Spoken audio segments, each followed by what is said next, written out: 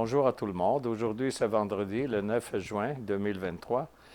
C'est la fin d'une semaine de travail, finalement, dans lequel on a eu une augmentation des taux d'intérêt au Canada.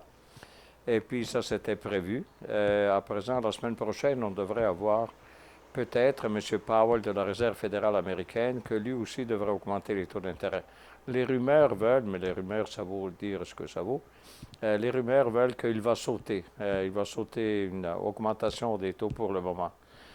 Pourquoi ça? On dirait que comme le Canada l'a fait pendant deux, trois séances qui font des réunions, là, de sauter l'augmentation, ben, l'autre, il va faire peut-être la même chose.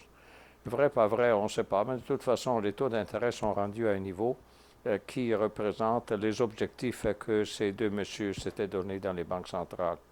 Donc, mais l'inflation est toujours là. Ils n'arrivent pas à la tomber à 2%. Vous savez, 2%, c'est l'inflation. C'est même pas une inflation. C'est un remplacement. OK, on ne peut pas aller plus bas que 2%. Si vous allez plus bas que 2%, ça devient presque une déflation. C'est-à-dire, on s'en va vers en bas de zéro, finalement. Et personne ne le veut parce que c'est une autre situation économique et pas tout à fait enthousiasmante. Et donc, voilà. Donc, le 2%, c'est un objectif. À présent, est-ce qu'il est rendu? Non, il n'est pas encore rendu à cet objectif-là. Est-ce qu'il va y aller? Ben, on ne sait pas, parce que l'augmentation des taux d'intérêt ne semble pas avoir affecté l'économie. L'économie va bien, le plein emploi est là, tout va bien, et les gens dépensent, tout simplement. Et peut-être ils ont raison de le faire. On a vécu quand même 2, 3 ans avec le COVID, qui nous a tous un peu aliénés finalement. Moi, je le vois ici dans le Vieux-Montréal, où on est en train de transmettre ici, et vraiment dans le Vieux-Montréal, on voit finalement il reprend de la vie. Vous savez, pendant 2 ans à peu près dans le Vieux-Montréal, au lieu de voir la vie qu'on voit habituellement avec tous les jeunes, les bars et puis tout ça, il n'y avait personne. Si on voyait quelqu'un dans la rue, on le regardait avec suspect parce qu'il dit qu'est-ce qu'il fait lui dans la rue. Et le soir, on avait le couvre-feu. Et puis même qu'on ne pouvait pas finalement, on terminait une présentation de séminaire, et on la faisait avec Zoom, et puis on terminait à, je pense, à 8h30. Eh bien, on ne pouvait pas sortir finalement après 8h30 ou à 8h30 sans avoir une lettre de la compagnie qui disait qu'on travaillait. Autrement, si la police passait, on avait des problèmes parce qu'on ne pouvait pas. On était en quarantaine, tout le monde, à partir de 8h du soir. Donc, tout le monde a souffert là-dessus. Et puis, on dirait que finalement, ça se libère actuellement, un peu tout ça. Finalement, on revient un peu à la normalité, mais peut-être on n'est pas encore. Moi, je vois les terrasses ici, il y a plein de terrasses ici dans le Vieux-Montréal. On voit bien que les restaurants font tout leur mieux là pour augmenter la possibilité de place, mais c'est pas encore plein. Encore, voilà. Naturellement, on a finalement comment dire, le Grand Prix qui s'en vient, donc pour le mois de juin. Donc, on commence à voir des Ferrari, des drôles de voitures à présent, des extraordinaires. Je ne sais pas ces voitures-là, pourquoi on les voit seulement quand on arrive au Grand Prix, et puis finalement, après le Grand Prix, on ne les voit plus. Où est-ce qu'ils sont, ces voitures de luxe, finalement? Vous savez, il y a des voitures qui coûtent, par exemple, une fois j'ai parlé avec un chauffeur d'autobus que je fréquentais en prenant toujours son autobus quand je terminais un séminaire.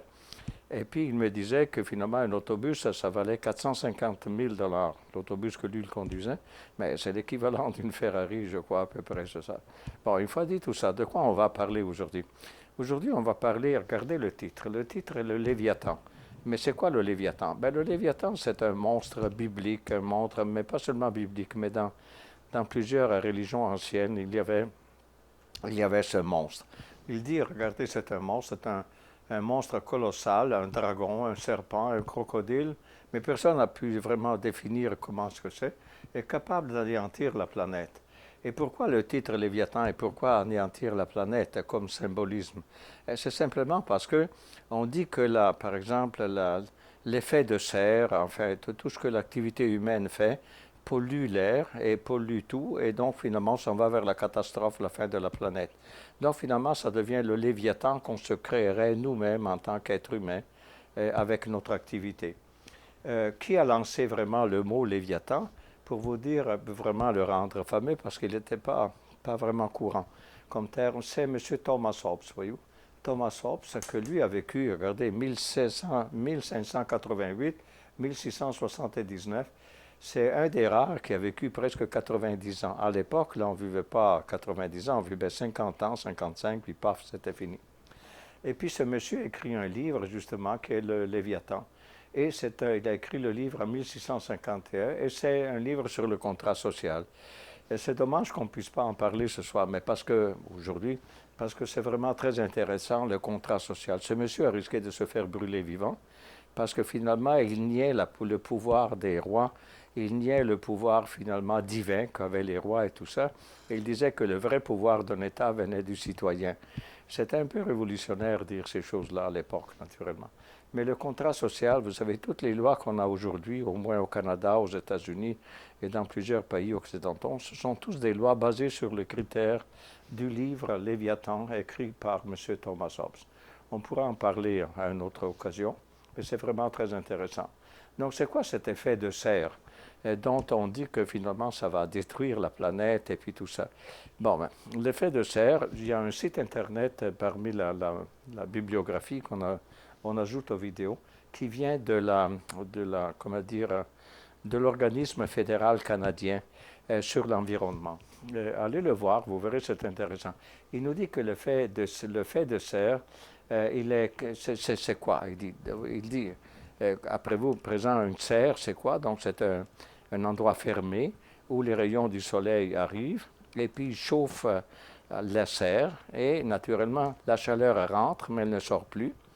Et en rentrant, la chaleur du soleil, ben, ça alimente les plantes, ça chauffe la terre, ça fait tout ça, et c'est l'effet serre. Ça, c'est un effet serre. Donc, l'idée que toute la planète, actuellement, a un effet serre. Est-ce que c'est vrai? Oui. Il vous dit, l'Environnement Canada, ou enfin cette partie du gouvernement canadien, il dit que 31% de la lumière solaire est réfléchie vers c'est-à-dire, la planète est comme une serre, exactement la même chose. C'est-à-dire, les rayons du soleil arrivent, ils chauffent la planète. Mais de quelle façon? Regardez, il dit environ 31% de la lumière solaire est réfléchie vers l'espace. Ça va? Ensuite, 20% est absorbé par l'atmosphère et 49% est absorbé par la terre et les océans. Ça permet d'avoir la température qu'on a. Si on n'aurait pas le soleil avec l'effet de serre, finalement, qu'on garde la chaleur du soleil sur la planète, on serait apparemment à 18 degrés centigrades moins que la température actuelle. On dit qu'actuellement, la température est 15 degrés sur la planète, 15 degrés centigrades en moyenne, mais sans l'effet de serre, on serait en dessous de zéro tous, et donc on gèlerait tous. Finalement, regardez, donc, il dit que 49% est absorbé par la terre et les océans. La couverture en chaleur pour réchauffer, donc, excusez, c'est répété 2 fois pour réchauffer la terre et l'eau. Et donc, ça crée la température qu'on a sur la planète. Naturellement, une fois qu'on a dit tout ça, regardez, le plus important gaz à effet de serre, c'est naturel, c'est-à-dire la vapeur d'eau, c'est-à-dire le soleil chauffe l'eau, par exemple, des océans, et puis ça fait évaporer, et ça, c'est l'effet de serre, c'est créé par ça. Donc, c'était un effet tout à fait naturel. Naturellement, l'industrialisation et tout ça a créé des gaz. Et ce sont les gaz comme ici le gaz carbonique, le CO2, le méthane, le CH4 et des oxydes nitreux. Et ça, c'est créé par l'activité humaine. Et l'activité humaine fait en sorte qu'on croit que ça dérange toute la planète et puis finalement, ça va détruire la planète et ça va être le Léviathan, justement, qui va mettre fin à tout. Est-ce que c'est vrai tout ça? Est-ce que c'est crédible? De moins en moins, on y croit. Je dois vous dire, quand tout ça, ces théories-là sont nées, finalement, c'était bouleversant, c'était crédible, mais de moins en moins, apparemment, les gens croient à tout ça. Je dois vous dire une chose très simple, mais ça, c'est juste une expérience. J'ai débarqué d'un avion ici au Canada, c'était le 20 mai 1967. Et à l'époque, il n'y avait pas de téléphone, oui, mais il n'y avait pas d'Internet, il n'y avait pas.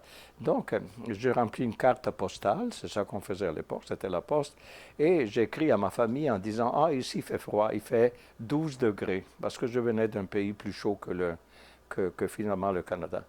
Eh bien, je dois vous dire, année après année, ça fait donc il y a 55 ans à peu près, Chaque année après année, quand on arrive au 20 mai, je regarde quelle est la température. Et étrangement, 9 fois sur 10, c'est le 12 degrés là.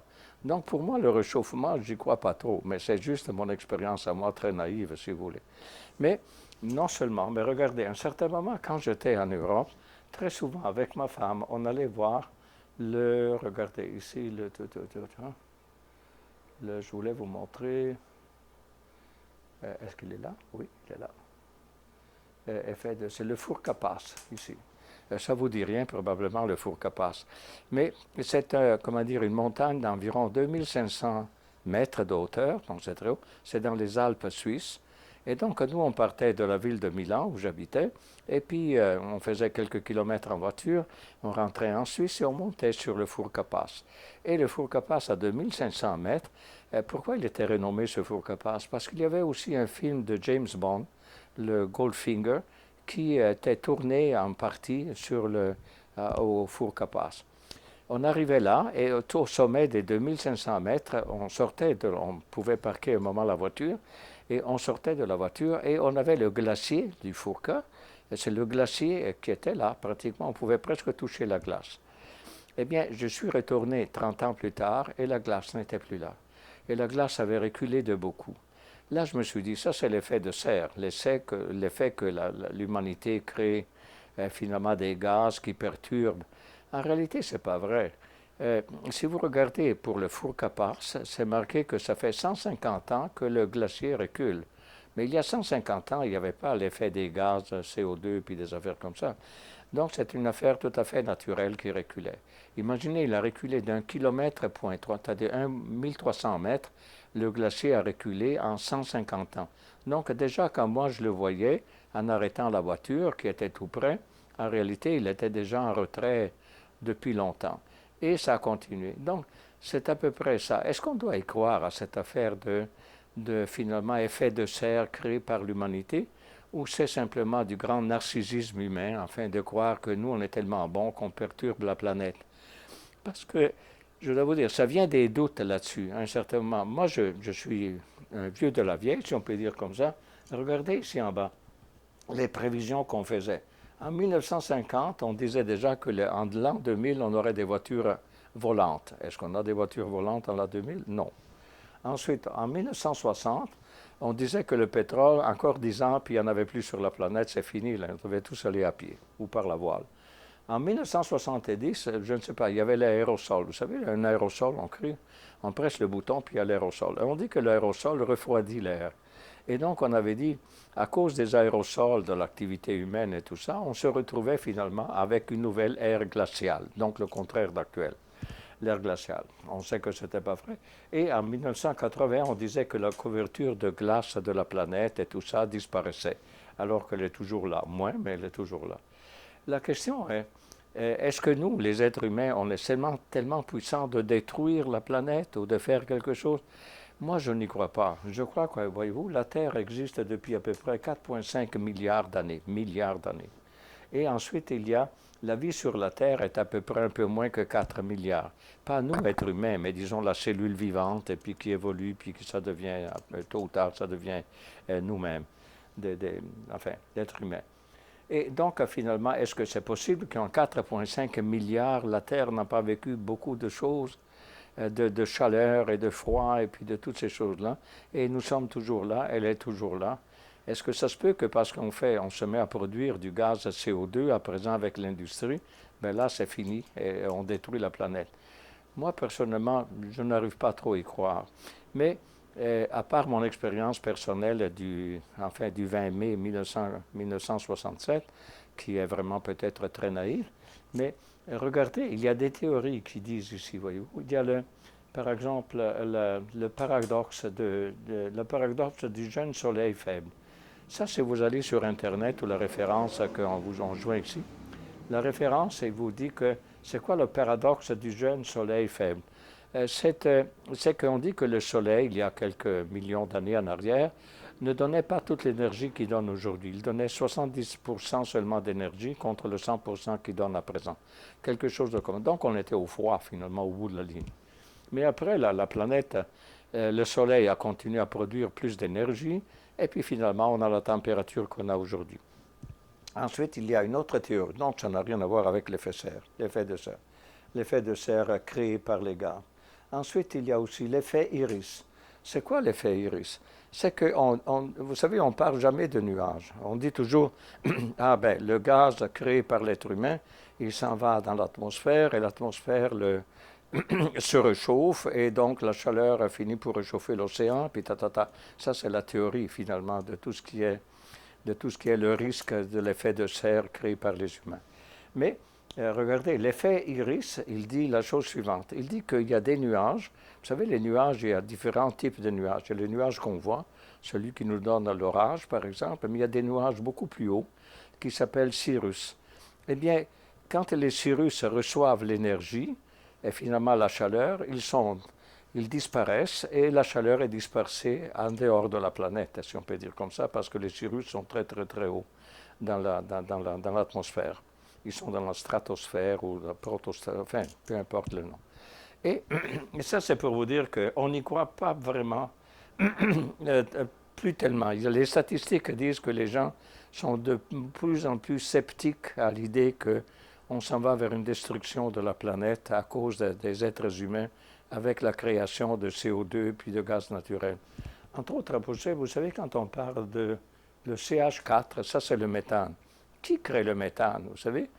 C'est le bétail. Le bétail crée du méthane. C'est-à-dire le bétail, par exemple, les grands élevages en Amérique du Nord, par exemple, de bœufs, et tous ces animaux-là créent du méthane avec leur gaz naturel. Et notez bien, il vous dit que, que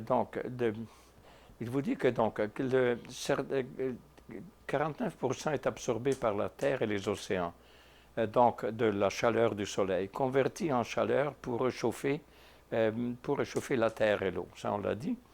Il y a certains gaz qui s'ajoutent finalement à l'air et puis qui créent un ajout une augmentation de la température. Mais en réalité, le plus important gaz à effet de serre est tout simplement naturel. C'est la vapeur d'eau. La chaleur fait évaporer l'eau des océans et puis les océans créent finalement les nuages, la pluie, puis la tombe. Finalement, ça permet de faire le cycle de l'eau entre l'eau qui est glace, l'eau qui est liquide et l'eau qui est vapeur. Finalement, dans tout ça, je dois vous dire, est-ce qu'on doit vraiment tellement y croire à cet effet de serre créé par l'homme? Personnellement, mais ça c'est personnel, mais j'ai quand même une longue vie et puis je crois que je suis plutôt sceptique. C'est vrai que finalement, ça crée de la pollution, mais ça, la pollution, c'est pour les poumons, c'est pour des choses comme ça.